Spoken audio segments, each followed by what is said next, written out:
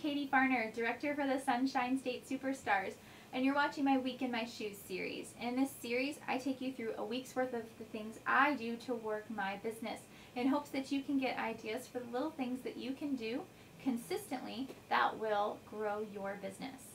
So this week began on Sunday, August 9th, and I was a bad journaler this week. I apologize. I did not journal on Sunday, Monday, or Tuesday.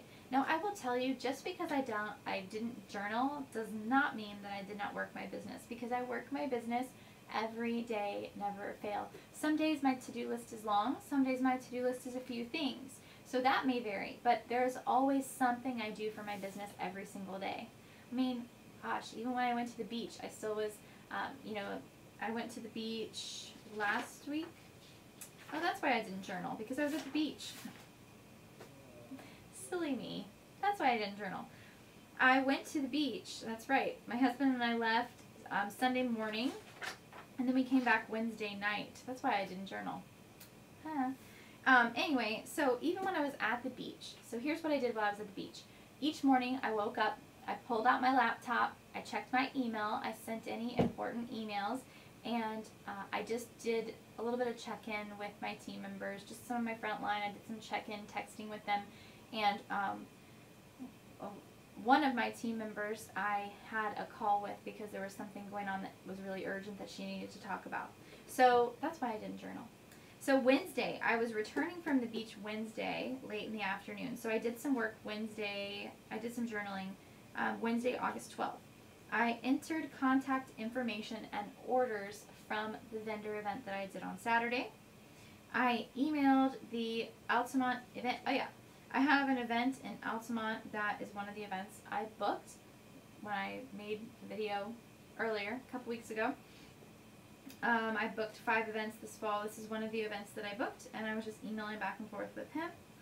I texted one of the girls that I met at the women's ministry event on Saturday, checking in with her. I just texted her saying, hey, it was so great meeting you. I'm so glad you came up and shared with me that you were thinking about selling Scentsy. Let's meet up.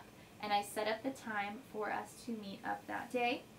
And one of the party that I booked that same day, I prepared 15 invitations and a catalog to send to her.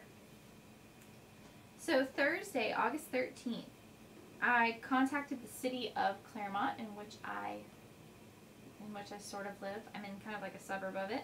But I contacted the city about doing one of the upcoming events with them. I just did one with them about a month and a half ago. It was a summer event. Their next upcoming event will be in December, and so I reached out to them about checking in to see if the application was available.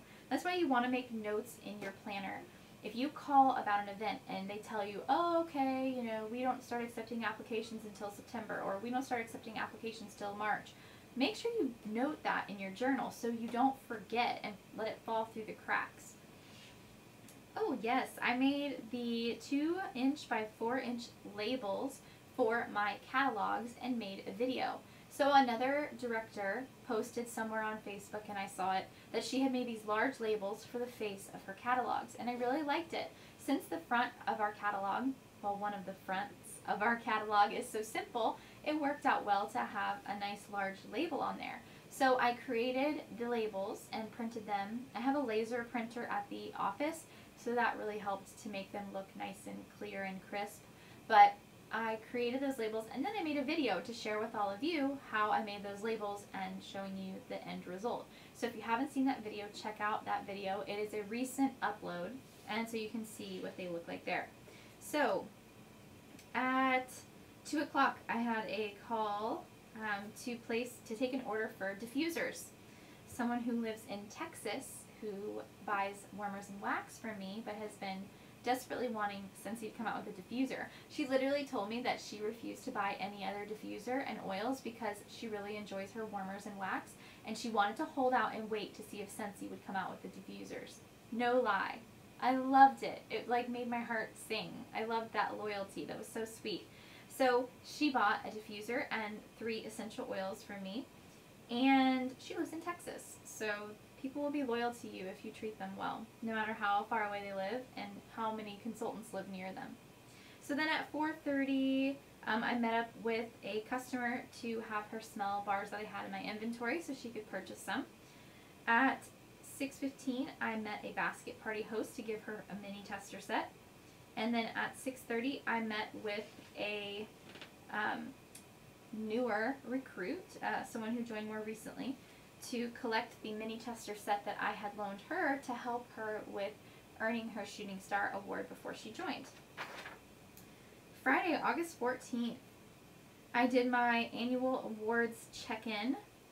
Once a month, I do an annual awards check-in. For my personal business, I see where I am with earning annual sales and with Annual Mentor to see if I'm on pace to earn those awards. I also do a check-in each month for my team to see who's on pace to earn annual sales, who's on pace to earn Annual Mentor. And I make sure to update them on that because I want them to get in a good habit of just starting to check that themselves.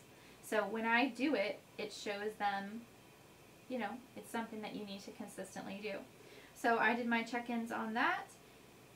And I also, since the workstation has not updated yet regarding our incentive trip point tracker for this fall incentive trip, I'm running my own point tracker in my planner. So I also updated that with my current points for the incentive trip and calculated how many new recruits I have and how many points I've gotten from them so far. I also set up meetings with some new team members. So some people who are newer, who we've got to do launch party training, or we've got to do how to properly invite training. So I got those scheduled. I confirmed with guests for my open house. The next day, Saturday the 15th, I have an open house. So I was doing some confirmation, sending some texts, posting a lot on Facebook, trying to get everybody confirmed for my open house. And then I closed a party that was random orders and the event. Saturday, August 15th, the last day of this week in my shoes, I had an open house from 10 till 2. So what I didn't journal on Friday is that I literally did all of my prep except for the food. So on Friday, I put up my table. I decorated my table with all of the new products. And I put out all of my catalogs, got every little thing ready for my event, got my sample bar ready, everything. So that way, on Saturday morning, all I had to do was prepare the brunch food items that I was cooking. So my open house was from 10 to 2, and it was an okay turnout. You know, I want you guys to know that I don't want anyone to look at me and think, oh, everything's just perfect for her, because it's not. My open house, I advertised this a lot, and I had about 14 people confirmed to come. And do you know how many I had come? 6. So less than half actually came. And it was okay, though. I mean, I still had a good amount of orders. I got 2 orders for September 1st for the first glance portion. And the last chance portion was about $300 in orders. So all in all, I collected about $400 in orders, and I did book 1 home party, which was really great. So after my open house was over, I signed up online for an event. I sorted one of my mini tester sets, so I transitioned them. I did event prep. Oh, silly me. My notes. I prepped for my event. I tore down for my event, meaning my open house. I transitioned all of my large testers. So all of my home party testers have been transitioned and ready to go. I also created a open house setup video for my YouTube channel. So if you want to see how I prepare for an open house and what I put out for an open house, check out that video. It's a recent upload here on my YouTube channel. And I uploaded and edited that video. I labeled all of my catalogs with my 2" by 4" labels, and I entered all of my orders from my open house. So it was a super, super, super productive Saturday.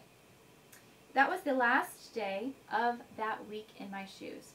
Thank you so much for watching my videos. I hope through watching my videos that you're inspired, that you get ideas, that you feel supported and loved and cared about. I make these videos because I care about my Scentsy family. I care about my Scentsy siblings, and I want to see you all grow and succeed, because a rising tide lifts all boats. If I succeed, if you succeed, we all succeed. So I hope that these videos help you. Thanks for watching. Thanks for sharing these videos. Thanks for subscribing. And I'll see you guys next time.